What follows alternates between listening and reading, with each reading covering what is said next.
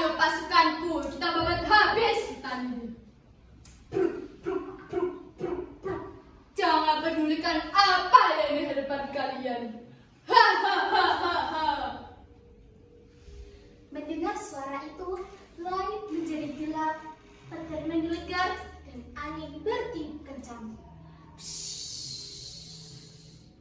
Suasana menjadi suram dan anak-anak berlari berhamburan sembari berteriak, "Ah!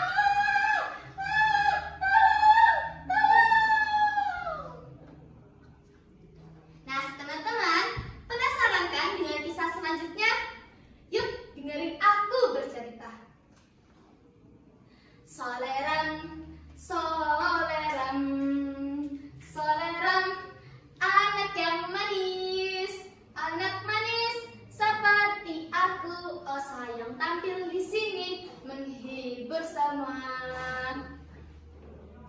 Assalamualaikum teman-teman.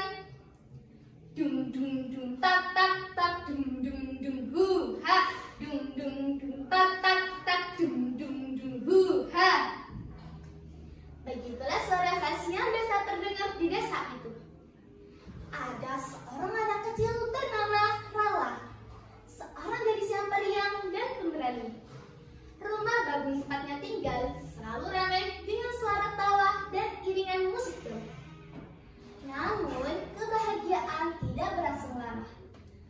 Dalam sekejap, langit menjadi gelap, petir menggelegar, dan angin bertiup kencang. Suasana menjadi suram dan anak-anak berlari berhamburan sembari berteriak, "Ah! Ah! Tolong! Tolong!" Penjaga hutan, sosok yang bijaksana dan pelindung alam. Ia datang dengan suara bergetar. Ia sampaikan surat wasiat dari alam untuk putrinya.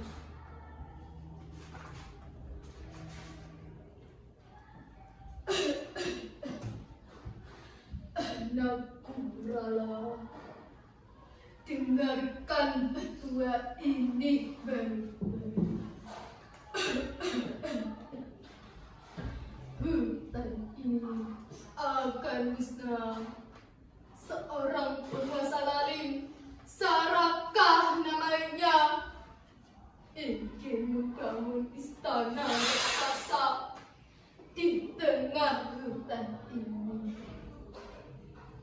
Ia tak peduli pada tumbuhan, hewan, bahkan manusia yang tinggal di dalamnya.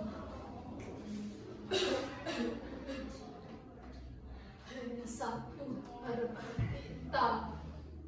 Pergilah ke bukit Darisan, carilah tongkat akar langit dan batu permata. Jika engkau berhasil menemukannya, hutan ini akan punya pelindung baru. Tapi ingat, jalanmu tak mudah. Aku beri engkau sebuah peta perjalanan. Aku percaya engkau akan berhasil menyelamatkan hutan ini. Aku tak bisa ikut bersamamu. Selamatkan hutan ini, Rala. Surat itu berakhir. Petualangan Rala akan dimulai. Ia berjalan menyusuri rimba, melewati dedaunan yang basah, ranting pohon yang patah, dan suara burung yang menggema dari kejauhan. Kuk, kuk, kuk. Tapi ia masih bertekad baja. Ia terus berjalan hingga akhirnya berjumpa dua jalan setapak. Dalam kebimbangan ia bergumam, "Halo, jalan manakah yang harus kulalui?" Tak lama ia teringat pada peta perjalanan dari sang penjaga hutan. Peta itu ia buka. Dengan keheranan dan mata berbinar, ia memandang kilat cahaya yang dipancarkan. Lantas, peta petunjuk itu menunjukkan arah jalan setapak di sebelah kanan. Ia melangkahkan kakinya bersama dengan hilangnya peta petunjuk itu. Langkahnya tidak pernah berhenti. Ia terus berjalan melewati banyak rintangan, hingga sampailah ia pada tepian sekian jurang. Ia kembali menuruni jurang dan terpleset jatuh ke dalam sungai yang mengalir deras di hadapannya. Ah, tolong! Aku tak bisa berenang! Tolong! Ia terhanyut. Dalam keputusasaan, keajaiban menyertainya. Tiba-tiba, datanglah seekor ikan besar penunggu sungai itu. Hingga terbawalah ia pada tepian sungai. Lantas, ia turun dan mengucapkan terima kasih kepada ikan yang telah menolongnya. Terima kasih ikan, terima kasih telah menolongku. Ia melanjutkan perjalanan hingga sampailah ia di depan kedua yang menyeramkan. Langkahnya terhenti sesaat sampai ia kembali masuk dengan mengumpulkan keberanian. Saat menyusuri gua, ia mencium aroma menyengat menusuk hidungnya. Di sanalah ia melihat bunga rafflesia. Siapa kau gadis kecil? Sapa rafflesia. Aku Rala. Aku ingin meminta bantuanmu menyelamatkan hutan ini. Rafflesia yang mendengar itu pun tidak percaya. Dengan tegas, ia berkata, banyak manusia bicara manis. Pada akhirnya, ia merusak hutan, membunuh hutan, dan membuat kami punah. Tidak, aku tidak seperti itu. Aku datang dengan damai dan tidak membawa senjata.